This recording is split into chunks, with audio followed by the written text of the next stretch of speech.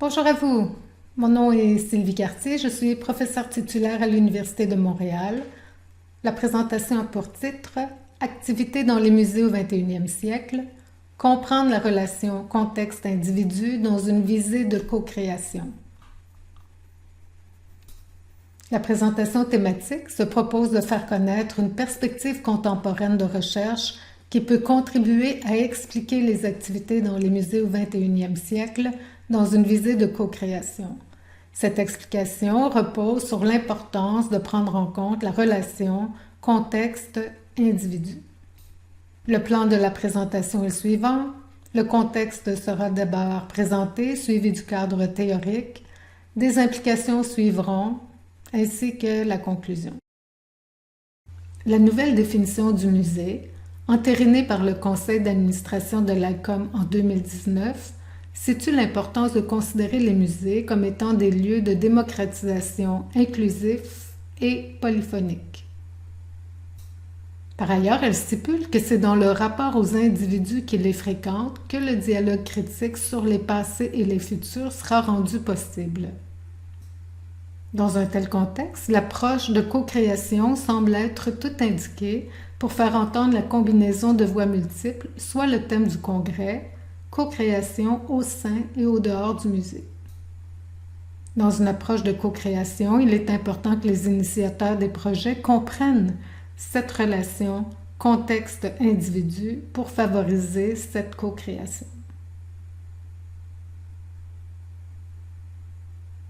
Qu'est-ce que la co-création?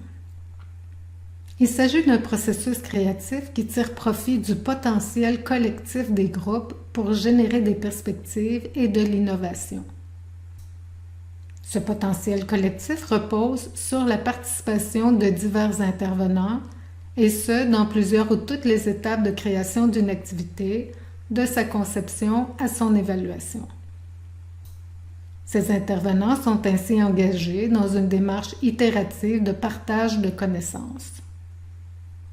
Les connaissances que les individus partagent s'acquièrent entre autres dans les musées par un processus d'apprentissage autorégulé dans des activités complexes.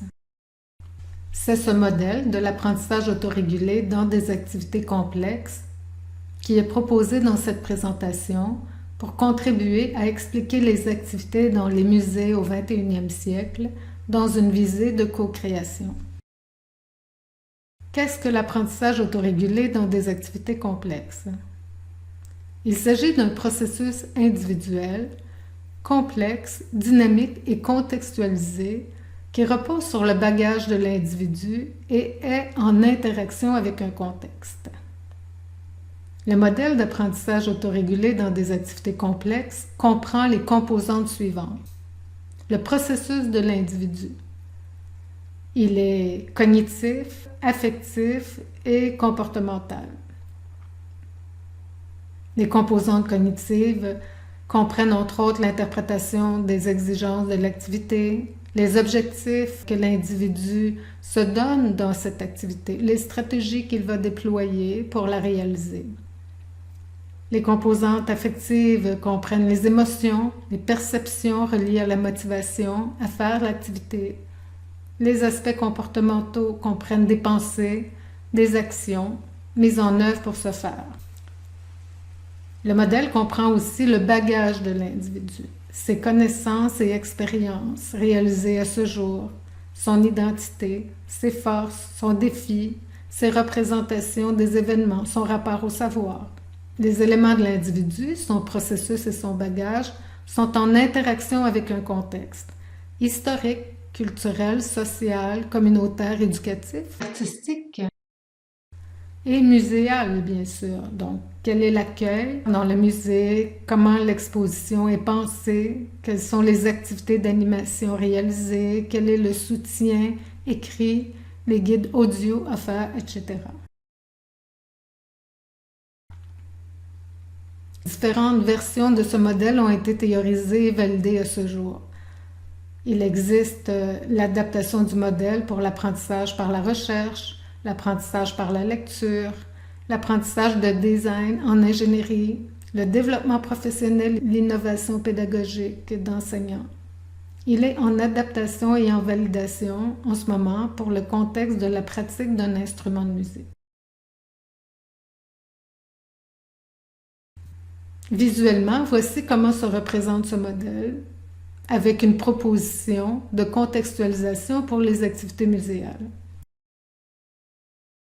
On voit d'abord le contexte historique, culturel, social, communautaire, éducatif et artistique qui entoure ce processus d'apprentissage autorégulé pour chaque individu. Le contexte muséal, bien sûr, avec l'accueil, la forme de l'exposition, les activités proposées, les soutiens offerts. Dans ce contexte, l'individu arrive avec un bagage, tel qu'on l'a exprimé précédemment, avec des connaissances antérieures, des connaissances métacognitives, c'est-à-dire des connaissances sur soi comme apprenant, sur les tâches à réaliser, sur la façon d'aborder une exposition, par exemple, les identités, conceptions, etc. Ce bagage de l'individu permet d'entrer dans l'action ici, dans ce processus autorégulé où la personne s'engage seule ou avec d'autres à réaliser les activités proposées. Et ceci, bien sûr, en lien avec les aspects affectifs tels que la motivation et les émotions.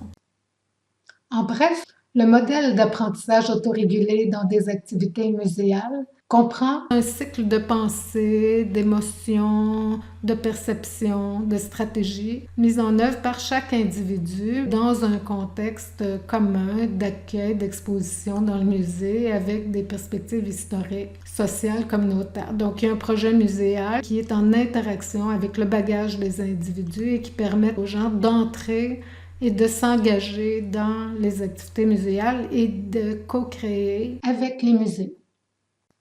Voici quelques principales implications que peut avoir le recours au modèle d'apprentissage autorégulé pour la compréhension des activités muséales.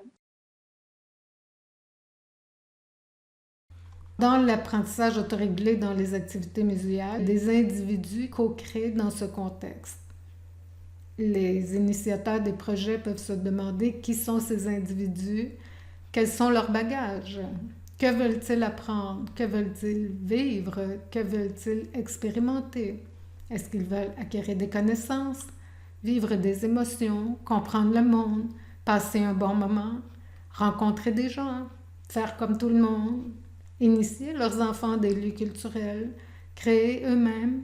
Veulent-ils se former aux arts, etc. Donc, qui sont les individus qui co-créent dans un contexte muséal? Comment perçoivent-ils les musées, les expositions? Comment perçoivent-ils les activités? Comment perçoivent-ils la co-création? Le rôle de chacun. Les partenaires des musées aussi sont des individus dans ce processus. Le contexte muséal dans lequel les individus co-créent. Comment sont pris en compte ces individus selon leur processus d'apprentissage? Avec leurs bagages différents, avec des objectifs différents, des connaissances et des motivations variées. Comment les activités de co-création prennent-elles en compte le processus d'apprentissage autorégulé, les différences individuelles? Voilà les premières implications que peut avoir la prise en compte d'un tel modèle compréhensif qui met en relation un individu et un contexte pour bien comprendre ce qu'implique l'engagement, l'implication des partenaires dans des activités muséales qui visent la réalisation d'activités de co-création. En guise de conclusion à cette présentation portant sur les activités dans les musées au 21e siècle, comprendre la relation contexte-individu dans une visée de co-création. Voici les principaux constats. La présentation se proposait de faire connaître une perspective contemporaine de recherche reposant sur l'importance de prendre en compte la relation contexte-individu pour contribuer à expliquer les activités dans les musées au 21e siècle dans une visée de co-création. Il a été montré que dans une approche de co-création au sein et au dehors du musée, il est important que les initiateurs des projets comprennent cette relation contexte-individu. Cette compréhension de la relation contexte-individu ou individu-contexte permettrait de favoriser cette co-création en prenant en compte les différences individuelles de tous les participants impliqués lors de l'initiation et du suivi du projet dans leur contexte muséal, comprenant des aspects historiques, culturels, social, communautaire, artistique, éducatif.